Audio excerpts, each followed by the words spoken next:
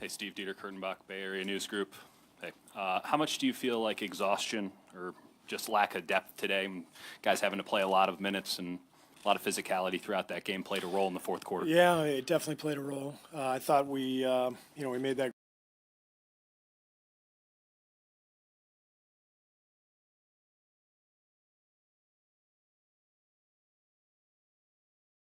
Our normal sub pattern obviously was skewed anyway with Andre's absence, but I felt like in the fourth quarter, we just ran out of gas. We scored 12 points. Tried to buy a little bit of rest for our guys, but they just outplayed us in the fourth and they earned it. Anthony Slater with The Athletic.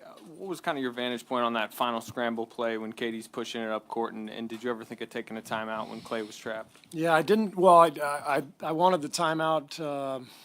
Draymond was trying to call one around 4 seconds once he got trapped, and at that point, the officials weren't looking, and they're not going to look down at our bench. So I saw Draymond trying to call it, and I was hoping they'd give it to us, but we didn't get it. But I'm always a proponent of pushing the ball off of a miss rather than taking a timeout, letting the defense get set up. So I thought we would get a better shot in transition. That's why I let him play. Nate Duncan, Dunked On Podcast. Coach, you rotated through that fifth spot quite a few times in the fourth quarter, going from Bell to Looney, back to Bell, then Looney, and finally Livingston for the last 40 seconds. What was your thought process as you were kind of rotating those guys in and out? Well, we're trying to get stops. Obviously, biggest thing is get a defensive stop, and then we can run. And so Looney and Jordan Bell are our most mobile bigs, along with Draymond. So we were kind of going back and forth between the two of them, so that we could continue to get stops. And but we just couldn't score at the other end. Steve, Mark Schwartz, ESPN. Draymond and Kevin both played minutes highs for the season and the playoffs tonight. The 12 points and the fatigue in the fourth quarter, what exactly did you see that made you realize you guys were out of gas? Just fatigue. Just you just said it. We just we scored 12 points, so it's not like we were getting great shots either. So this game was sort of trench warfare. It was just everybody grinding it out. A lot of isolation. I guess this is the modern NBA. But the only way you can do this and win is you have to have great one-on-one players. You got to have great defenders, two-way guys, and we do, and they do, and so it just becomes a one-on-one battle with all the switching, and they did a great job of it, and we give them credit. Steve, straight ahead, Phil Barber, Santa Rosa Press, Democrat, a few rows back, straight ahead. You've referred to Iguodala as your babysitter. Were there some times tonight when you could have used his stabilizing influence on the court? Oh, of course, but he didn't play, so it didn't matter.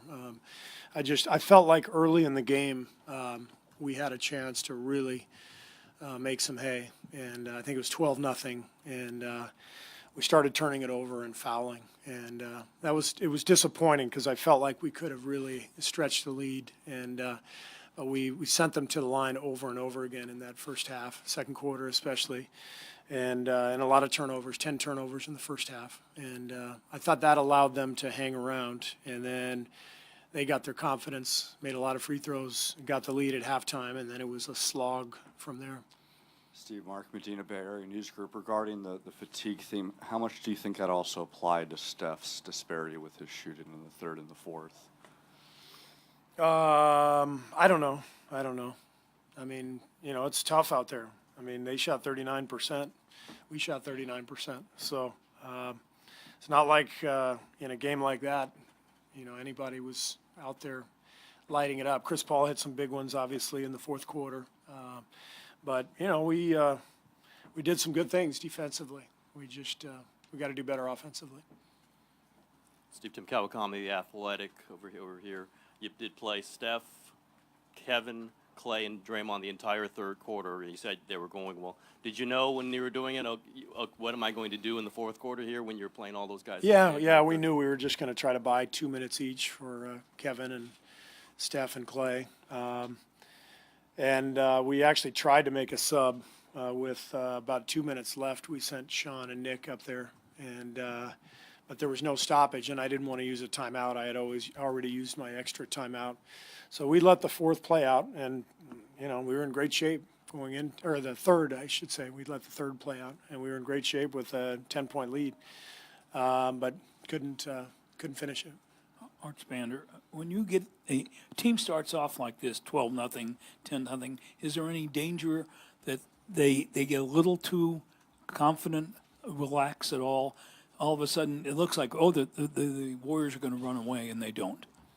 Well, that's why I called the timeout, when it was 12-0, and we committed a careless turnover. So I called the timeout to make sure we were locked in and focused. And but they, Houston did a good job of kind of hanging in there in the first quarter, and then they dominated that second quarter, and that changed the game.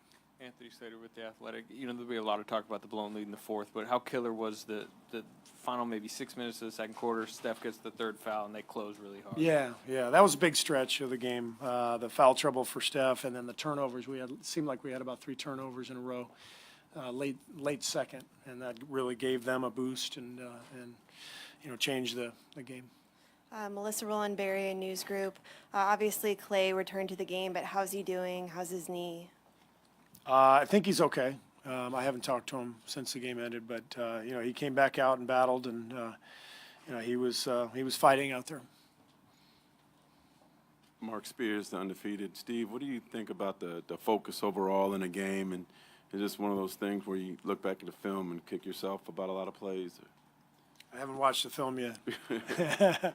I'm sure we will look at the film and kick ourselves, but look, this is a great team we're playing. They won 65 games for a reason, and they played a great game. Their defense and their physicality made a difference, and they deserve the credit, and we got to turn around and try to play better next game. Monty Poole, NBC Sports Bay Area. Steve, you just mentioned their defense and their physicality.